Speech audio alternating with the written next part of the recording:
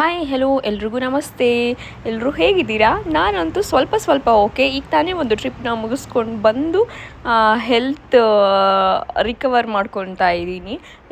ಈ ವ್ಲಾಗಲ್ಲಿ ನಿಮಗೆ ನನ್ನ ತಮ್ಮನೇಲಿ ನೋಡಿದ್ರೆ ಗೊತ್ತಾಗುತ್ತೆ, ನಾನು ನೇಪಾಳನ ಬಿಟ್ಟು ಇಂಡಿಯಾಗೆ ಬರ್ತಾ ಇದ್ದೀನಿ. ಬಟ್ ಯಾಕೆ ಬರ್ತಿದ್ದೀನಿ ಅಂತ ಅಂದರೆ, ನನ್ನ ಒಂದು ಡ್ರೀಮ್ನ ಫುಲ್ಫಿಲ್ ಮಾಡ್ಕೊಳ್ಳೋ ಅಂಥ ಸಮಯ ಬಂದಿತ್ತು. ಕೇದಾರ್ನಾಥ್, ತುಂಗನಾಥ್ ಹಾಗೆ ಬದ್ರಿನಾಥ್ ಟ್ರಕ್ಕಿಂಗ್ ಹೊರಟಿದ್ದೆ. ಈ ಟ್ರಿಪ್ನ ಮುಗಿಸ್ಕೊಂಡು ಬಂದು ನಾನು ಈ ವಿಡಿಯೋನ ಮಾಡ್ತಾಯಿದ್ದೀನಿ. ಮಧ್ಯದಲ್ಲಿ ಯಾವುದೇ ವಿಡಿಯೋ ಕೂಡ ಅಪ್ಲೋಡ್ ಮಾಡೋದಕ್ಕೆ ಆಗಿಲ್ಲ, ಕ್ಷಮೆ ಇರಲಿ. ಹಾಗೆ ನನ್ನ ಈ ಟ್ರಿಪ್ಪಿನ ವಿಡಿಯೋಸ್ಗಳನ್ನ ನೋಡಿ ಎಂಜಾಯ್ ಮಾಡಿ.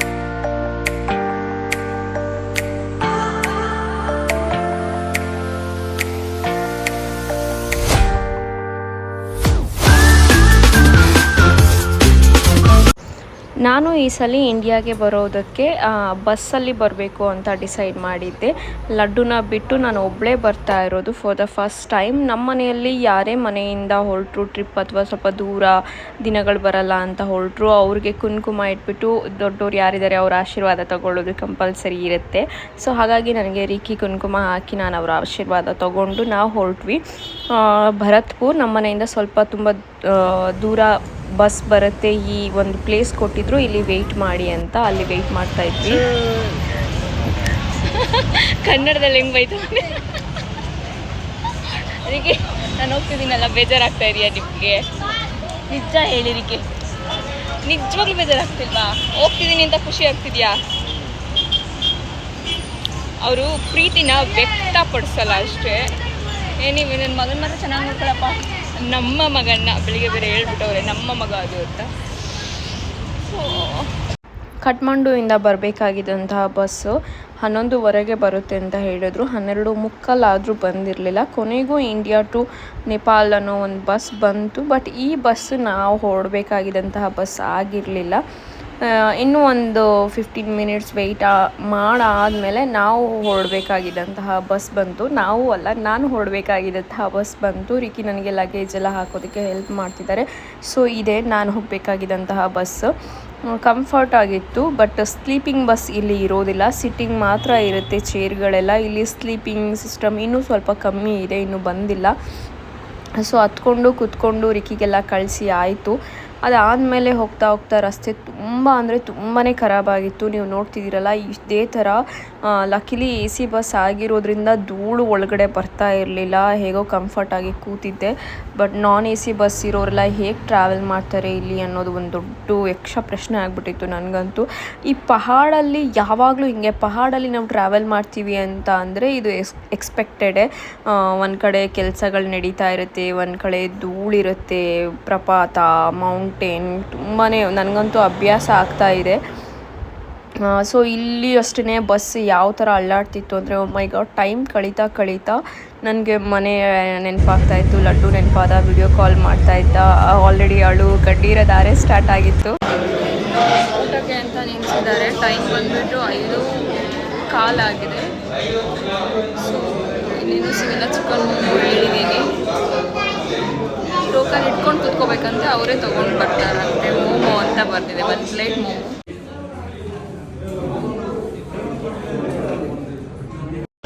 ಎಲ್ಲ ಅವ್ರವ್ರ ಫ್ಯಾಮಿಲಿ ಜೊತೆ ಇರ್ತಾರೆ, ಒಂದೊಂದು ಗ್ಯಾಂಗ್ ಥರ. ಅಂದರೆ ನೇಪಾಳಿಂದ ಡೆಲ್ಲಿ ಅಂದರೆ ಸ್ವಲ್ಪ ಲಾಂಗ್ ಡಿಸ್ಟೆನ್ಸ್ ಅಲ್ವಾ, ಎಲ್ಲ ಒಂದೊಂದು ಗ್ಯಾಂಗ್ ಹೊರಟಿದೆ. ಸೊ ಸೋಲೋ ಹೋಗ್ತಿರೋದು ನಾನು ಒಬ್ಬಳೇ ಅನಿಸುತ್ತೆ. ಸೊ ಒಬ್ಬಳೇ ಕೂತಿದ್ದೀನಿ. ಒಂಥರ ಸೋಲೋ ಟ್ರಿಪ್ ಅಂತೆಲ್ಲ ಹೆಂಗೆ ಹೋಗ್ತಾರೋ ಗೊತ್ತಿಲ್ಲ, ಎಂಜಾಯ್ ಮಾಡಿಕೊಂಡು. ನನಗಂತೂ ಸ್ವಲ್ಪ ಬೋರ್ ಅಂತಲೇ ಅನ್ನಿಸ್ತಾ ಇದೆ. ಯಾರಾದರೂ ಒಬ್ಬರು ಜೊತೆಗಿದ್ದಿದ್ರೆ ಚೆನ್ನಾಗಿರ್ತಿತ್ತು.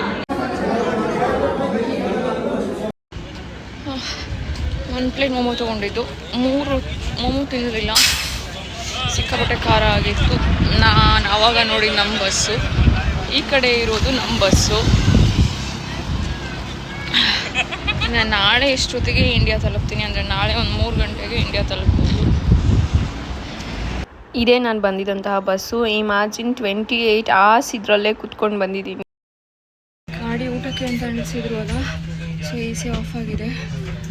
ಶಕೆ ಯಾವ ಲೆವೆಲ್ಗಿದೆ ಅಂದರೆ, ಮೈ ಗಾಡ್. ಇನ್ನೊಂದು ಆಶ್ಚರ್ಯಕರವಾದ ವಿಷಯ ಅಂದರೆ, ಈ ಬಸ್ಸಲ್ಲಿ ಐಫೋನ್ ಚಾರ್ಜ್ ಪ್ಲಗ್ ಇಲ್ಲ, ಅಡ್ಯಾಪ್ಟರ್ ಕನೆಕ್ಟ್ ಆಗ್ತಿಲ್ಲ. ಸೊ ನನ್ನ ಬ್ಯಾಟ್ರಿ ಚಾರ್ಜ್ 46. ನಾಳೆ ಮಧ್ಯಾಹ್ನ ತನಕ ನಾನು ಇದನ್ನೇ ಮೇಂಟೈನ್ ಮಾಡಬೇಕು.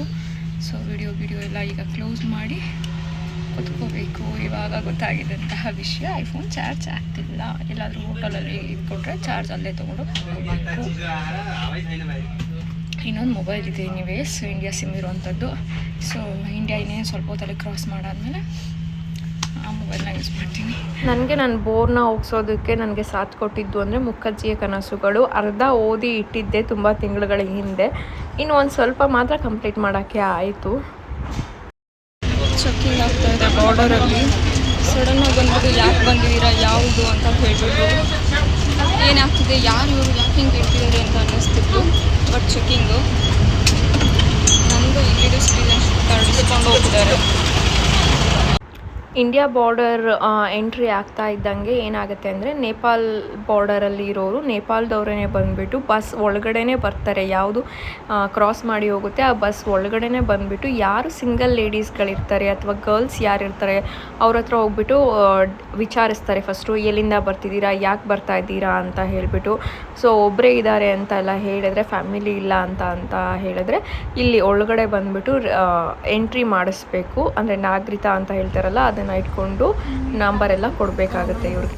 ಏನು ಯಾವ ಥರ ಅಂತ ಹೇಳ್ಬಿಟ್ಟು ನಂದು ಇಲ್ಲಿದು ಸಿಟಿಜನ್ಶಿಪ್ ಕಾರ್ಡ್ ಈಗ ರೀಸೆಂಟಾಗಿ ಮಾಡಿಸಿದ್ದಕ್ಕೆ ಆಯಿತು.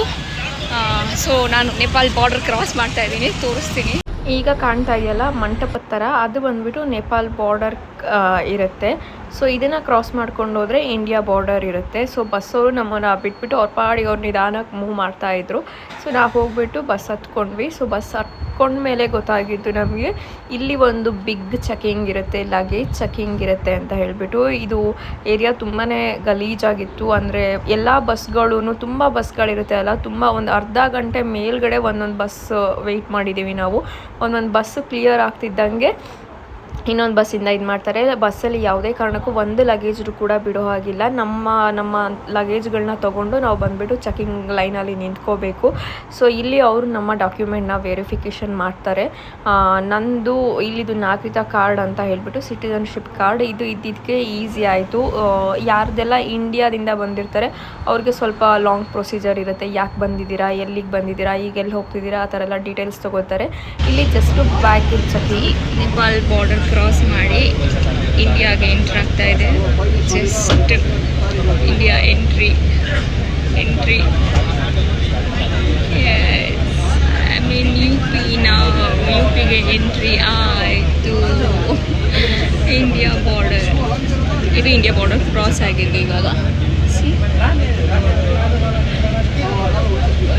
ನೇಪಾಲ್ ಬಾರ್ಡರಲ್ಲಿ ಹೇಗೆ ನಮ್ಮ ಲಗೇಜ್ ಹಾಗೆ ಡಾಕ್ಯುಮೆಂಟ್ ವೆರಿಫಿಕೇಷನ್ ಮಾಡ್ತಾರೋ, ಅದಾದಮೇಲೆ ಇಂಡಿಯಾಗೆ ಬಂದಾದಮೇಲೆ ಇಮಿಗ್ರೇಷನ್ನ ನಾವು ಕಂಪ್ಲೀಟ್ ಮಾಡಬೇಕಾಗತ್ತೆ. ಸೊ ನಮ್ಮ ಡಾಕ್ಯುಮೆಂಟ್ ಹಾಗೆ ನಾವೇ ಬಂದಿರೋದಾ ಅಂತ ಹೇಳಿಬಿಟ್ಟು ಇಮಿಗ್ರೇಷನ್ ಕಂಪ್ಲೀಟ್ ಮಾಡ್ಕೊತಾರೆ. ಇನ್ನು ನಾನು ಬಂದುಬಿಟ್ಟು ನೇಪಾಳಿಂದ ಗೋರಖ್ಪುರಿಗೆ ಬರ್ತಾ ಇರೋದು. ಗೋರಖ್ಪುರ್ಗೆ ಎಂಟ್ರಿ ಆಗ್ತಾ ಇದ್ದಂಗೆ ಸುನೌಲಿ ಬಾರ್ಡರ್ ಅಂತ ಹೇಳ್ಬಿಟ್ಟು ಕರೀತಾರೆ ಇದನ್ನು. ಸೊ ಈ ಸುನೌಲಿಯಿಂದ ಗೋರಖ್ಪುರ್ ಒಂದು 3 hours ಆಗುತ್ತೆ. ಇದು ಈಸಿ ಆಗಿರುವಂಥ ಬಾರ್ಡರ್. ಅಲ್ಲಿ ಆಗಿದ್ದು ಜಸ್ಟ್ ಚೆಕ್ಕಿಂಗ್ ಮಾತ್ರ, ಚೆಕ್ಕಿಂಗ್ ಮಾಡಿದ್ದು. ಇವಾಗ ಇಮಿಗ್ರೇಷನ್ ಕಂಪ್ಲೀಟ್ ಆಯಿತು. ಸೊ ಇಮಿಗ್ರೇಷನ್ ಕಂಪ್ಲೀಟ್ ಮಾಡಿಕೊಂಡು ಬಸ್ಸಿಗೆ ಹತ್ತಿದ್ರೆ ನಾಳೆ ಮಧ್ಯಾಹ್ನ 2 ಗಂಟೆ ಅಷ್ಟರಲ್ಲಿ ಡೆಲ್ಲಿಗೆ ಬರ್ತೀನಿ. ಸೊ ಇಂಡಿಯಾಗಂತೂ ಕಾಲಿಟ್ಟಾಯಿತು. ಆ ಫೀಲೇ ಏನೋ ಒಂಥರ. ಗಾಡಿ ನಂಬರ್ ಯಾವುದು ಅಂತಲೇ ಮರೆತೋಗ್ಬಿಟ್ಟಿದ್ದೀನಿ ನನಗೆ. ನನ್ನ ಜರ್ನಿ ಎಲ್ಲಿವರೆಗೂ ಬಂತು ಅಂತ ಅಂದರೆ, ರಾತ್ರಿ ಊಟಕ್ಕೆ ನಿಲ್ಲಿಸಿದ್ದಾರೆ. ಯಾವ ಪ್ರದೇಶದಲ್ಲಿದ್ದೀನಿ ಗೊತ್ತಿಲ್ಲ, ಬಟ್ ಊಟ ಅಂತೂ ಆಯಿತು. ಪ್ರಾಬ್ಲಮ್ ಅಂದರೆ ನಾನು ಐಫೋನ್ ಚಾರ್ಜರ್ಗೆ ಬಸ್ಸಲ್ಲೂ ಆಗ್ತಾಯಿಲ್ಲ, ಹೋಟೆಲ್ಗಳಲ್ಲೂ ಕಷ್ಟ ಆಗ್ತಾಯಿದೆ. ಲಕ್ಲಿ ನಾನು ಜಂಕ್ಷನ್ ಬಾಕ್ಸ್ ಕೂಡ ತೊಗೊಂಡು ಬಂದಿದ್ದೆ, ಜಂಕ್ಷನ್ ಬಾಕ್ಸ್ ಹಾಕಿ ಆಗ್ತಾಯಿದ್ದೀನಿ. ಆ್ಯಂಡ್ ಇನ್ನೊಂದು ಪ್ರಾಬ್ಲಮ್ ಏನು ಅಂತಂದರೆ, ನನ್ನ ಕಾಲ್ ಆಲ್ರೆಡಿ ಸ್ವೆಲ್ಲಿಂಗ್ ಸ್ಟಾರ್ಟ್ ಆಗಿಬಿಟ್ಟಿದೆ. ನನಗೆ ಒಂದು ಪ್ರಾಬ್ಲಮ್ ಇದೆ, ಏನೋ ಇರುತ್ತಲ್ಲ, ಸಮ್ಮರಿಂದ ಕೋಲ್ಡ್ ಸೀಸನ್ ಸ್ಟಾರ್ಟ್ ಆಗ್ತಾ ಇದ್ದಂಗೆ ನನ್ನ ಕಾಲು ಊದ್ಕೊಬಿಡುತ್ತೆ. ಸೊ AC ಇರೋದ್ರಿಂದ ಬಸ್ಸಲ್ಲಿ ಕಾಲು ಊದ್ಕೊಳ್ಳೋಕೆ ಸ್ಟಾರ್ಟ್ ಆಗಿದೆ. ಇಂಥ ಮನುಷ್ಯ ಕೇದಾರ್ನಾಥ್ ಟ್ರಕ್ಕಿಂಗ್ನ ಹೆಂಗೆ ಕ್ಲೈಮ್ ಮಾಡ್ತೀನಿ ಗೊತ್ತಿಲ್ಲ. ಬಟ್ ಇನ್ನೂ ಒಂದು ಏನು ಹೇಳಬೇಕು ಅಂದರೆ, ಈ ಸೋಲೋ ಟ್ರಿಪ್ ಅಂತ ಹೇಳ್ಬಿಟ್ಟು ಹೋಗ್ತಾರಲ್ಲ, ಅವರೆಲ್ಲ ಹೆಂಗೆ ಹೋಗ್ತಾರೆ ಅಂತ ನಿಜವಾಗ್ಲೂ ನನ್ನ ಕೈಯಲ್ಲಿ ಆಗ್ತಾಯಿಲ್ಲ. Basically I am not A people persons, but ಆದರೂ ಈ ಥರ ಈ ಸೋಲೋ ಟ್ರಿಪ್ಪು ಒಬ್ಬಳೇ ಇರೋದು, ಮೈ ಗಾಡ್. ಲಡ್ಡು ಅಂತೂ ತುಂಬ ನೆನಪಾಗ್ತಿದ್ದಾನೆ. ಊಟ ಆಗಿದೆ, ಒಂದು ಊಟ ಆಗಿಬಿಟ್ಟು ಮಲಗಿದ್ದಾನೆ ಅಂತೆ, ಟೈಮ್ ಮಲಗಿದ್ದಾನೆ ಅಂತೆ. ಅಮ್ಮ ಅಂತ ಕೇಳಿಲ್ಲ ಅಂತ ರಿಕ್ಕಿ ಹೇಳ್ತಾರೆ, ಬಟ್ ಅದೇ ನಾನು ಬೇಜಾರಾಗ್ತೀನಿ ಅಂತ ಅವ್ರು ಹಂಗೆ ಹೇಳಿರ್ತಾರೆ. ಊಟ ಮಾಡಬೇಕಾದ್ರೂ ಅವನೇ ನೆನಪಾಗ್ತಿದ್ದ. ಫಸ್ಟ್ ಟೈಮ್ ಈ ಥರ ಬಿಟ್ಟು ಹೋಗ್ತಿರೋದು. ಅಂದರೆ ಇಂಡಿಯಾದಲ್ಲಿದ್ದಾಗ ವರ್ಕ್ ಮಾಡಬೇಕಾದ್ರೆ ಕ್ಯಾಂಪ್ ಅಂತ ಹೇಳ್ಬಿಟ್ಟು ಬಿಟ್ಟು ಹೋಗ್ತಾ ಇದ್ದೆ. ಈ ಥರ ಯಾವತ್ತೂ ಬಿಟ್ಟು ಹೋಗಿರಲಿಲ್ಲ. ನೋಡಬೇಕು, ತುಂಬ ನೆನಪಾಗ್ತಾ ಇದ್ದಾನೆ. ನೆಕ್ಸ್ಟ್ ಡೇ ಮಾರ್ನಿಂಗ್ ನಾನು ಡೆಲ್ಲಿಗೆ ಬಂದಾಗ 2 o'clock ಆಗಿತ್ತು. ಅರ್ಪಿತಾದು ಫ್ಲೈಟ್ ಬೇರೆ ಮಿಸ್ ಆಗಿಬಿಟ್ಟಿತ್ತು. 11:30ಗೆ ಅವಳದು ಫ್ಲೈಟ್ ಇತ್ತು. ಬಟ್ ಅವಳು ಹೋಗ್ಬಿಟ್ಟು ಮೇಡಮ್ ಲಾಂಜಲ್ಲಿ ಕುತ್ಕೊಂಡ್ಬಿಟ್ಟು ಊಟ ಮಾಡೋಕ್ಕೆ ಅಂತ ಹೇಳಿಬಿಟ್ಟು ಫ್ಲೈಟ್ನ ಮಿಸ್ ಮಾಡ್ಕೊಂಡಿದ್ಲು. ಬಟ್ ಲಕ್ಕಿಲಿ ರೀಶೆಡ್ಯೂಲ್ ಮಾಡಿ 1:30ಗೆ ಫ್ಲೈಟ್ ಕೊಟ್ಟಿದ್ರು. ಹಾಗಾಗಿ ನಮ್ಮ ಪ್ಲ್ಯಾನ್ ಪ್ರಕಾರನೇ ಎಲ್ಲ ಇತ್ತು. ಇನ್ನು ನಾನು ಡೆಲ್ಲಿಲಿ ಬಂದುಬಿಟ್ಟು ಎಲ್ಲಿರಬೇಕು ಅಂತ ನಂಗೆ ಗೊತ್ತಾಗಿರಲಿಲ್ಲ. ಸೊ ಹಾಗಾಗಿ ನಾನು ಏನು ಮಾಡಿದೆ ಅಂತ ಹೇಳಿದರೆ, ಬಸ್ ಎಲ್ಲಿ ನಿಲ್ಲಿಸಿದ್ರು ಅಲ್ಲೇ ಇಲ್ಲಿ ಯಾವುದು ಟಿಬೇಟಿಯನ್ ಕಾಲೋನಿ ಅಂತ ಇತ್ತು. ಸೊ ಇಲ್ಲಿ ಬಂದುಬಿಟ್ಟು ಒಂದು ಒಳ್ಳೆ ನೇಪಾಳಿ ಹೋಟೆಲ್ಗೆ ಹೋಗ್ಬಿಟ್ಟು ಸೆಟಲ್ಡ್ ಆಗಿಬಿಟ್ಟಿದ್ದೆ. ಅವಳು ಬರೋದು 4:30 ಇತ್ತು. ಸೊ ಹಾಗಾಗಿ ಅಲ್ಲೇ almost all 20 to 26 hours travel ಮಾಡಿ ಫುಲ್ ಟಯರ್ಡ್ ಆಗಿತ್ತು. ಡೆಲ್ಲಿಗೆ ಬರ್ತಾ ಇದ್ದಂಗೆ ಎಂಥ ವಿಪರೀತ ಬಿಸಿಲು, ಬಿಸಿ ಗಾಳಿ. ಓ ಮೈ ಗಾಡ್, ಎಲ್ಲಿ ಹೋಗಬೇಕು? ಆಲ್ ಫ್ಲೈಟ್ ಬೇರೆ ಡಿಲೇ ಆಗಿದೆ, ಮಿಸ್ ಆಗಿದೆ. ನಾನು ಎಲ್ಲಿ ವೆಯ್ಟ್ ಮಾಡಲಿ? ಓ ಮೈ ಗಾಡ್, ಒಂದೇ ಸರಿ ತಲೆ ಕೆಟ್ಟೋದಂಗೆ ಆಗಿತ್ತು. ಅದ್ರ ಜೊತೆಗೆ ಮೊಬೈಲ್ ಚಾರ್ಜ್ ಕೂಡ ಇರಲಿಲ್ಲ. ಸೊ ನನ್ನ ಕಣ್ಣಿಗೆ ಲಕ್ಕಿಲಿ ನೇಪಾಳಿ ಹೋಟೆಲ್ ಸಿಕ್ತು. ನಾನು ಅಲ್ಲಿ ಕೂತ್ಕೊಂಡು ಆರಾಮಾಗಿ ಮೊಬೈಲ್ ಚಾರ್ಜ್ ಮಾಡಿಕೊಂಡು ಅರ್ಪಿತಾ ಮೀಟ್ ಮಾಡೋಕ್ಕೆ ಮೀಟ್ ಮಾಡುವಂಥ ಟೈಮ್ ಯಾವ ಲೆವೆಲಿಗೆ ಹೊಡಿತಾ ಇದೆ ಅಂದರೆ, ಎಷ್ಟು ಕ್ರೇಜಿ ಅಂದರೆ ಇಮ್ಯಾಜಿನ್ ಕೂಡ ಮಾಡೋಕ್ಕಾಗ್ತಿಲ್ಲ. ಅಂದರೆ ಬೆಂಕಿ ಮುಂದೆ ಕೂತಿದ್ದಾಗ ಬಿಸಿ ಗಾಳಿ ಬರುತ್ತಲ್ಲ, ಆ ಥರ ಬಿಸಿ ಗಾಳಿ ಹೊಡಿತಾ ಇದೆ ಆಟೋದಲ್ಲಿ. ನನ್ನ ಫ್ರೆಂಡ್ ಅರ್ಪಿತಾನು ಬಂದು ಹಿಂಗೆ 10 ನಿಮಿಷ ಅವಳು ಕಾಶ್ಮೀರಿ ಗೇಟ್ ಹತ್ರ ಬರ್ತಾಳೆ. ನಾನು ಇನ್ನೊಂದು 10 minutes ಕಾಶ್ಮೀರಿ ಗೇಟ್ ರೀಚ್ ಆಗ್ತೀನಿ. ಫುಲ್ ಎಕ್ಸೈಟ್ ಆಗಿದ್ದೀನಿ. ಎಷ್ಟು ಒಂದು ವರ್ಷ ಅಂತ ಬಂತು. ಬಿಸಿಲು ಮಾತ್ರ ತಡ್ಕೊಳಕ್ಕಾಗ್ತಿಲ್ಲ, ಹೊಡಿತಾ ಇದೆ. ಹೆಂಗೆ ಅಂದರೆ ಬಿಸಿ ಗಾಳಿ, ಬೆಂಕಿ ಮುಂದೆ ಕೂತಾಗ ಗಾಳಿ ಹೊಡಿತಾ ಇದೆ, ಅದು ರೌಸ್ ಹೊಡಿತಾ ಇದೆ ಅಂತಾರಲ್ಲ ಹಂಗೆ. ಫೈನಲಿ ಬಸ್ ಸಿಕ್ಕಿತ್ತು ಹರಿದ್ವಾರಕ್ಕೆ. ವಿ ಆರ್ ಸೆಟಲ್ಡ್ ಆ್ಯಂಡ್ ಮುರ್ಕುರೆ ಅದೇ ಯಾವುದದು ಹಲಸಿನಕಾಯಿ ಚಿಪ್ಸ್, ಜಾಕ್ ಫ್ರೂಟ್ ಚಿಪ್ಸು. ಇದು ಬಂದುಬಿಟ್ಟು ಮರ್ಗೆಣ್ಸಿನ ಚಿಪ್ಸು. ಸೊ ನಮ್ಮ ಹುಡುಗಿ ನನಗೋಸ್ಕರ ಅಲ್ಲ, ನಮಗೋಸ್ಕರ ಅಂತ ತಗೊಂಡು ಬಂದಿದ್ದಾಳೆ, ತಿನ್ನಬೇಕು. So we are going to Haridwar safety.